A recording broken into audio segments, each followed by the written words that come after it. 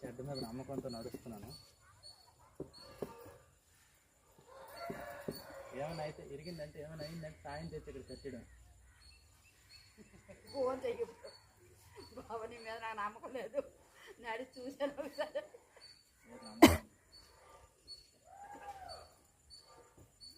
బాగుంది సాయి, బాగా కట్టేసావు. Thank you so much. నువ్వు ఇలాగే గానుగ సాల కోసం తాటి కమ్మల్ని ఇలా కొట్టి ఒక వారం రోజులు ఇలా మడేయడం అంటారు. వేసిన తర్వాత ట్రాక్టర్లో తీసుకున్నాం.